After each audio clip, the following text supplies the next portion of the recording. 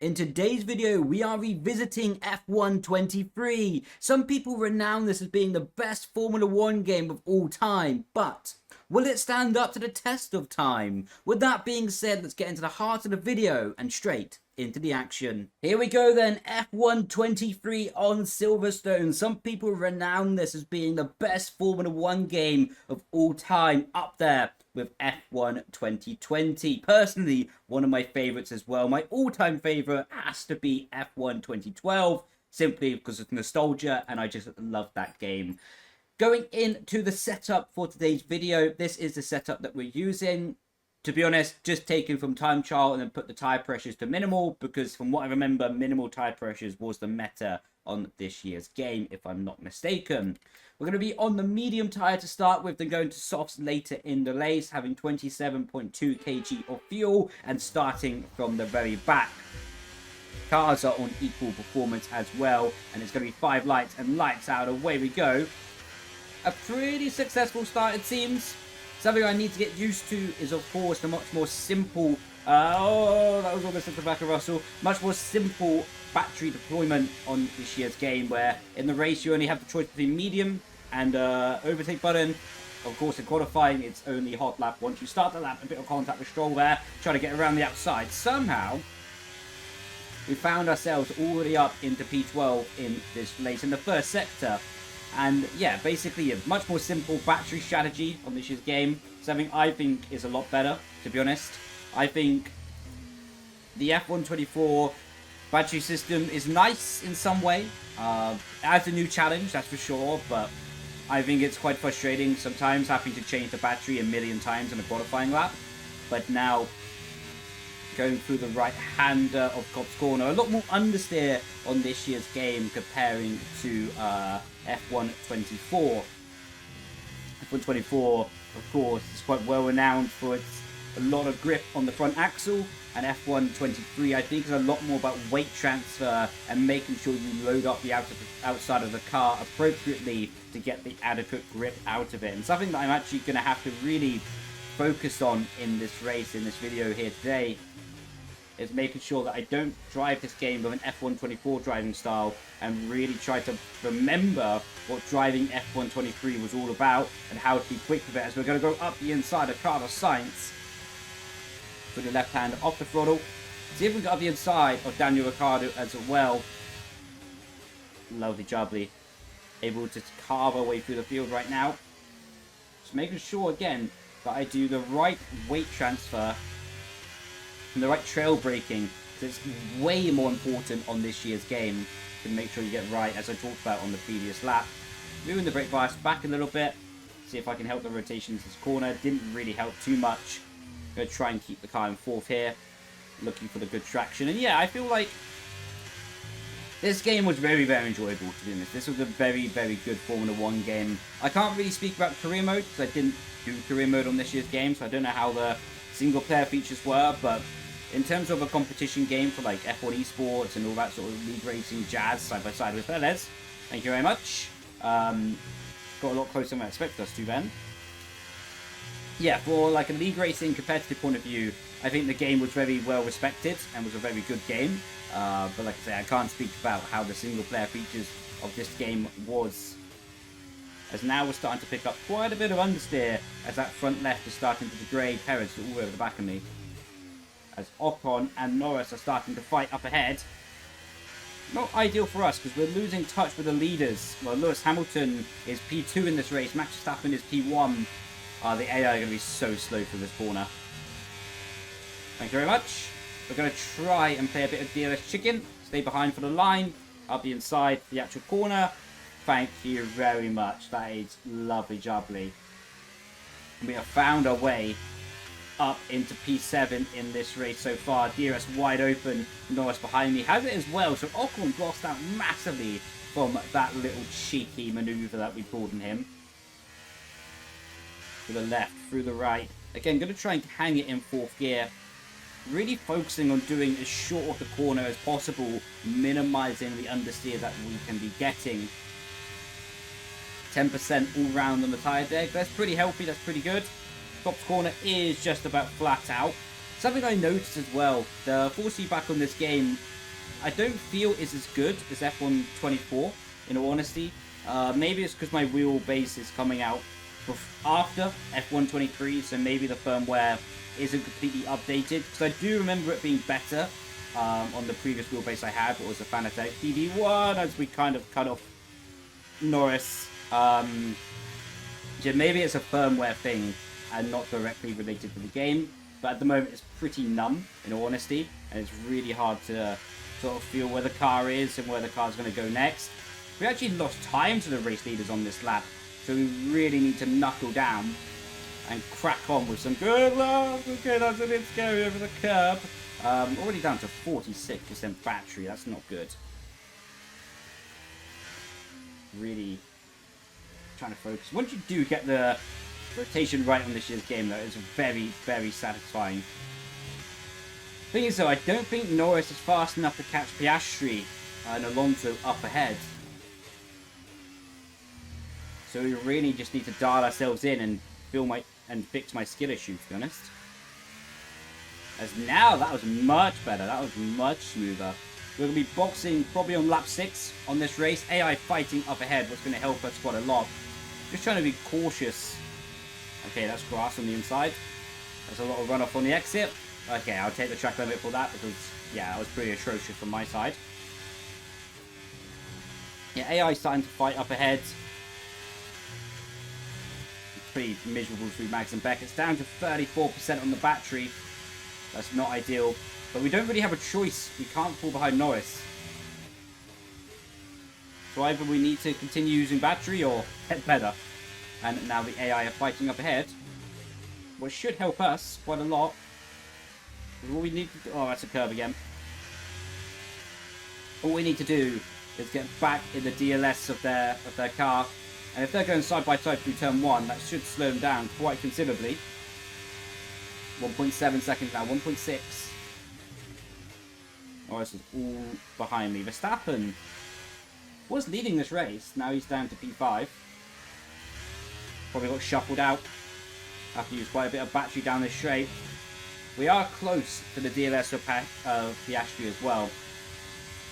25% battery. Wow. We are draining that. Right, 9 tenths. Okay, we will have to continue draining it down this little segment. Down the old pit straight through Cobb's Corner. Just to ensure that we can keep in that DLS detection zone.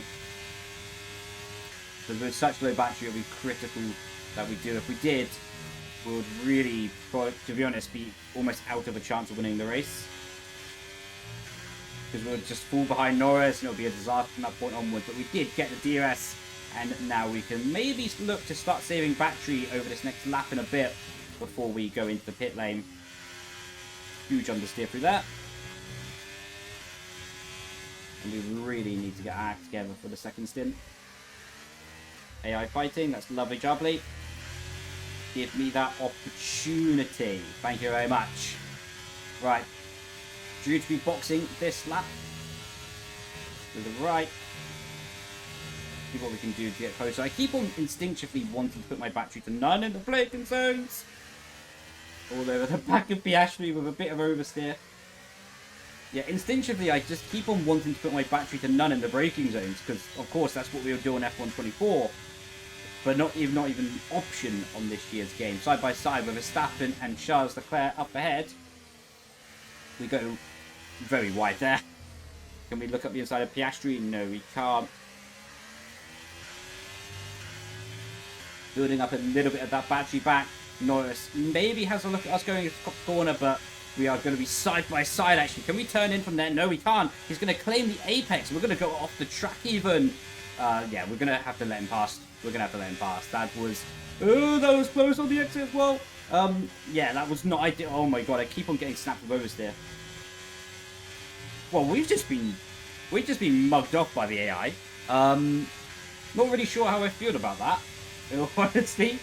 But we're going to box this lap, undercut, because we are not losing position like that. Oh, Norris is boxing as well. Right, later on the... Oh my god, the line is so much earlier.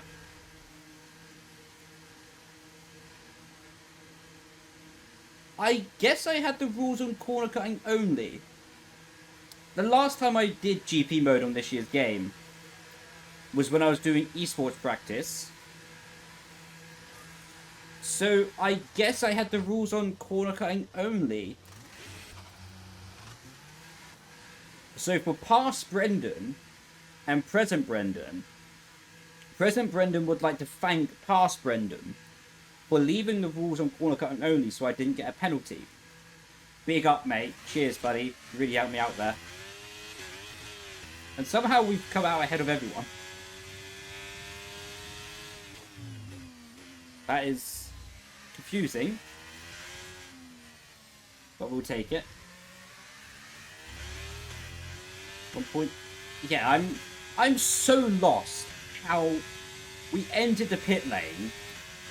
Of course, clearly we had the rules set to corner cutting only, so we wouldn't get a dealing a pit lane penalty.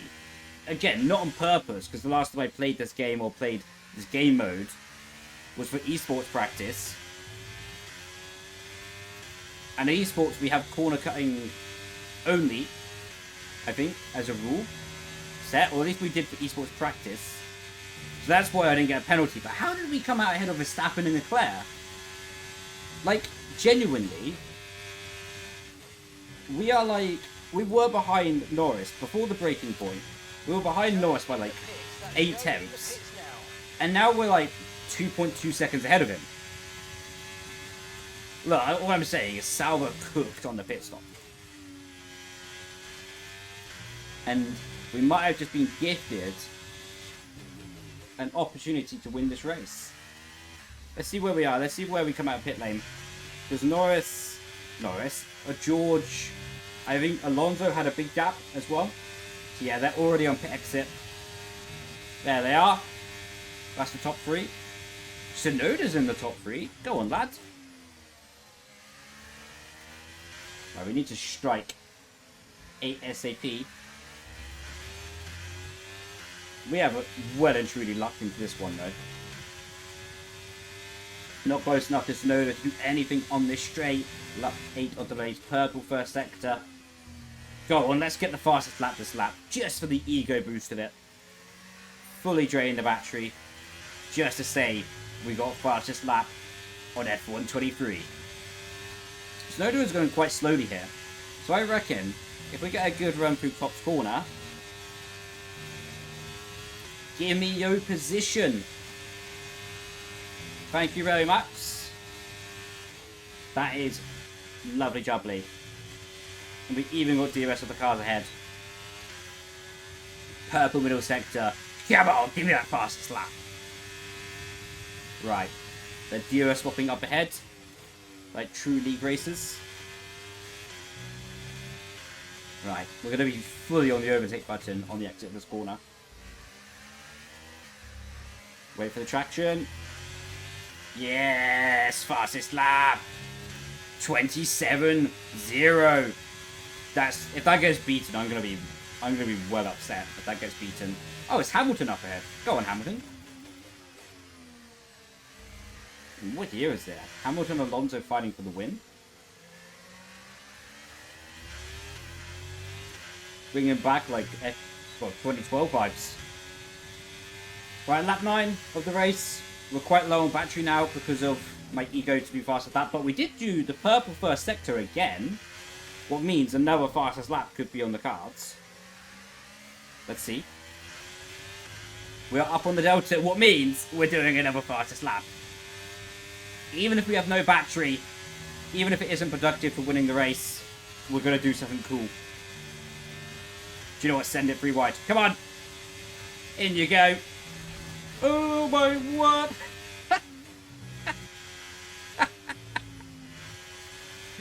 We need to take a replay at that. That was nuts.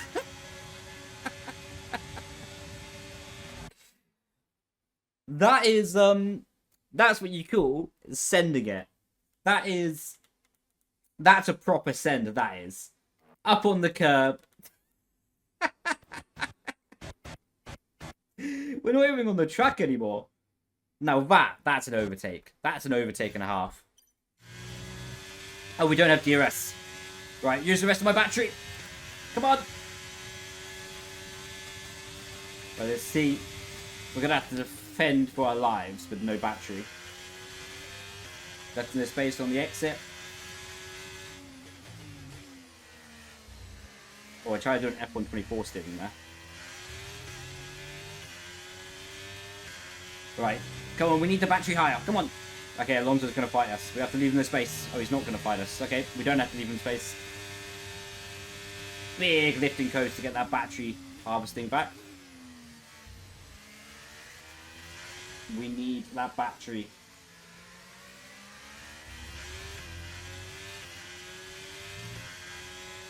Go away, Alonso. Okay, Alonso's going to be overtaking us on the straight, probably. We're going to send it around the outside, though.